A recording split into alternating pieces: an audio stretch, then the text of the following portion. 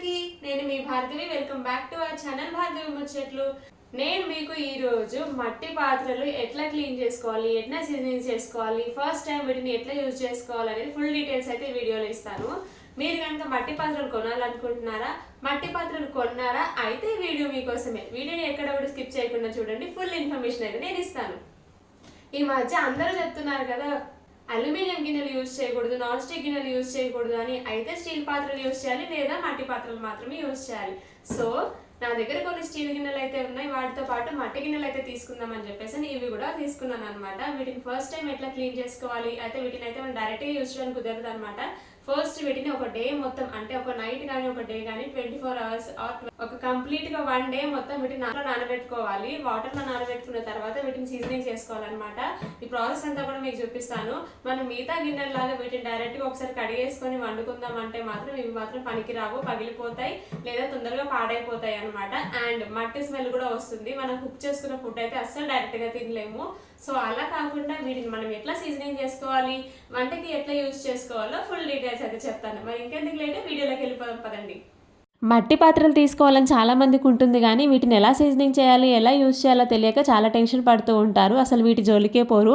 మరేం పర్వాలేదు, ఈ వీడియోలో మీకు కంప్లీట్ డీటెయిల్స్ ఇస్తాను కదా, చూసేయండి. మట్టి పాత్రల్ని కొన్న తర్వాత ఒక్కసారి మనం వాటిని సీజనింగ్ చేసి పెట్టుకుంటే హ్యాపీగా యూజ్ చేసేసుకోవచ్చు. ముందైతే ఒక టబ్ నిండా వాటర్ తీసుకున్నాను ఇక్కడ నేను. మీ దగ్గర కనుక టబ్ లేకపోతే ఒక గిన్నెలో కానీ, పెద్ద గిన్నెలో కానీ, లేదంటే ఒక బకెట్లో కానీ వేసుకొని మీరు వీటిని నానబెట్టి పెట్టుకోవచ్చు. నేనైతే నా దగ్గర ఇక్కడ పాత్రలు చాలా ఎక్కువ ఉన్నాయి కాబట్టి నేనైతే ఇక్కడ పెద్ద టబ్ తీసుకున్నాను. ఇక్కడ పెద్ద టబ్ నిండా వాటర్ ఫిల్ చేసేసుకొని నేను తీసుకున్న మట్టి పాత్రలన్నీ కూడా పెట్టేసుకుంటున్నాను అనమాట. ఇవి వంట చేసుకునే పాత్రలు కాబట్టి వీటిని మంచిగా క్లీన్ చేసుకొని మంచిగా సీజనింగ్ చేసుకోవాలన్నమాట. కొంచెం టైం ఎక్కువ పడుతుంది, అయినా కూడా పర్వాలేదు. బాగా ఒకసారి సీజనింగ్ చేసి పెట్టుకున్నామనంటే హ్యాపీగా యూజ్ చేసుకోవచ్చు. వీటిని ఇట్లా వాటర్లో కంప్లీట్గా డిప్ అయ్యేంత వరకు కూడా వీటిని అయితే వాటర్లో పెట్టేసి, అంటే మొత్తం వాటర్లో మునగాలన్నమాట. మీ దగ్గర టబ్ లేకపోతే మాత్రం సపరేట్ బకెట్స్లో కానీ సపరేట్గా పెద్ద గిన్నెలో కానీ వేసి వీటిని అయితే నానబెట్టేసుకోండి. కంప్లీట్గా 1 day కానీ 1 night కానీ వదిలేయండి వాటర్లో.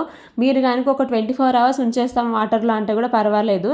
నెక్స్ట్ డే అయితే నేను ఇట్లా వీటిని మళ్ళీ ఒకసారి వాటర్లో క్లీన్ చేసుకుంటున్నాను. నాకు ఆల్మోస్ట్ 24 hours తర్వాత వీటిని నేను క్లీన్ చేస్తున్నాను అనమాట.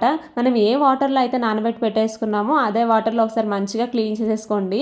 ఇక్కడ పెద్దగా కలర్ పోవడం కానీ మట్టి ఊడిపోవడం కానీ ఏమీ జరగలేదు, చాలా బాగున్నాయి వెజిల్స్ అయితే. ఒకసారి అన్నీ కూడా మంచిగా క్లీన్ చేసేసుకొని పక్కన పెట్టేసుకోవాలన్నమాట.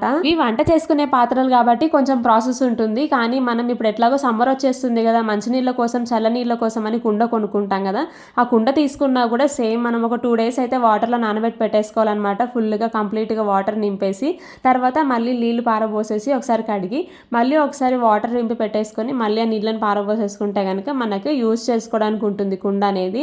ఇవి మాత్రం ఇంట్లో మంచిగా అన్ని కడిగేసుకొని ఒకసారి పక్కన పెట్టేసుకున్నాను.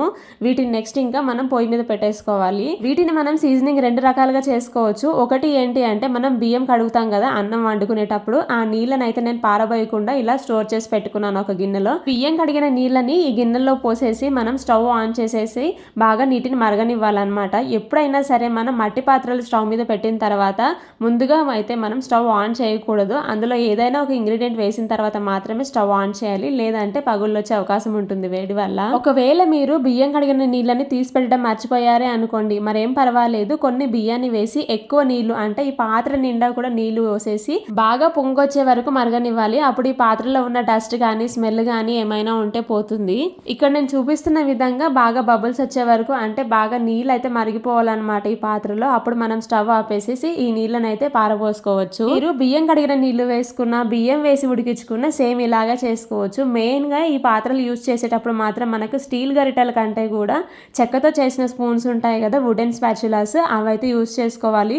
ప్రెసెంట్ నా దగ్గర అయితే లేవు, అందుకే నేను ఇక్కడ స్టీల్ యూజ్ చేశాను. స్టీల్ యూజ్ చేసిన ఇలా షార్ప్ గా లేనివి మాత్రమే యూజ్ చేయాలి. షార్ప్ గా ఉండేవైతే మాత్రం పగిలిపోయే ఛాన్స్ ఉంటాయి, గిన్నెలు గిరిగిపోతాయి కూడా. నెక్స్ట్ స్టవ్ ఆపేసి ఆ నీళ్ళని అయితే కూడా మనం పారబోసేయాలన్నమాట. నేను 2 గిన్నెల్లో వేసి పెట్టాను కదా, 2 గిన్నెల నుంచి వాటర్ అయితే తీసేసాను. చూడండి ఇక్కడ మనకి ఇందాక అసలు స్టవ్ మీద పెట్టిన గిన్నెల్లో అసలు ఏం డస్ట్ కనిపించలేదు, కానీ ఎంత డస్ట్ వచ్చేసిందో.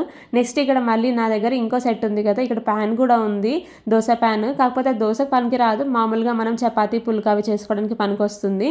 సో సేమ్ అది కూడా సేమ్ ఇలాగనే బియ్యం కడిగిన నీళ్లు వేసి మళ్ళీ వీటిని అయితే మరిగిస్తున్నాను. అయితే ఈ చపాతీ ప్యాన్ ని మనము బియ్యం కడిగిన నీళ్ళతో కాకుండా ఆయిల్ వేసి ఉల్లిపాయ ముక్కలు వేసి కూడా బాగా వేయించుకొని సీజనింగ్ చేసుకోవచ్చు. ఒకవేళ మీరు కనుక ఈ పాత్రలన్నీ కాకుండా కేవలం దోశ ప్యాన్ తీసుకున్నారే అనుకోండి, అప్పుడు సేమ్ నేను చూపించినట్టుగానే నానబెట్టి పెట్టేసుకున్న తర్వాత దాని మీద ఆయిల్ వేసి ఉల్లిపాయ ముక్కలు వేసి వేయించుకొని కడిగేసుకుంటే కనుక మీకు ప్యాన్ కూడా సీజనింగ్ అయిపోతుంది అనమాట. చాలా ఈజీగా అయిపోతుంది. వీటిలో బియ్యం కడిగిన నీళ్లు వేసి మనం వాష్ చేసిన తర్వాత మంచిగా వీటిని ఒకసారి పక్కన పెట్టేసుకొని క్లాత్తో తుడిచేసుకోవాలన్నమాట.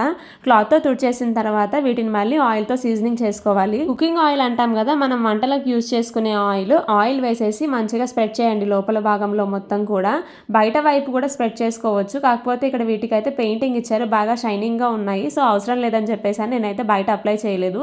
ఇక్కడ మీకు చూపిస్తున్న ప్యాన్కి మాత్రం నార్మల్గా ఉంది. సో అందుకోసమని వీటికైతే నేను బయట వైపు కూడా అప్లై చేస్తున్నాను అనమాట ఆయిల్ అనేది. టిష్యూ పేపర్తో కంటే కూడా ఇట్లా చేత్తో అప్లై చేస్తేనే ఆయిల్ అనేది బాగా అబ్జర్వ్ చేసుకుంటుంది, ఆయిల్ అనేది బాగా పడుతుంది అనమాట ఈ గిన్నెలన్నిటికీ కూడా. సో మంచిగా ఆయిల్ అనేది అప్లై చేసి పెట్టండి వీటికి. ఇలా ఆయిల్ అప్లై చేయడం వల్ల వీటికి మట్టి వాసన కానీ ఏది రాకుండా ఉంటుంది. నెక్స్ట్ మనం యూజ్ చేసుకునేటప్పుడు వండుకునే వంట కూడా ఎలాంటి స్మెల్ రాకుండా ఉంటుందన్నమాట. నేను ఇక్కడ చూపిస్తున్న ప్యాన్ కి కూడా సేమ్ ఇలాగే చేసుకుంటున్నాను. అందరి ఇళ్లలో కూడా మాక్సిమం సత్తు గిన్నెలు అంటే తెల్లని సిల్వర్ గిన్నెలు లేదా నాన్ స్టిక్ గిన్నెలే వాడుతూ ఉంటాం కదా. సో అవి హెల్త్కి అంత మంచిది కాదు అంటున్నారు. తెలిసి కూడా ఎందుకు రిస్క్ తీసుకోవడం చెప్పండి. ఒక్కసారి ఇట్లా మట్టి పాత్రలు తీసుకొని వీటిని ఒకసారి మంచిగా క్లీన్ చేసి సీజనింగ్ చేసి పెట్టుకున్నామంటే హాయిగా యూజ్ చేసుకోవచ్చు.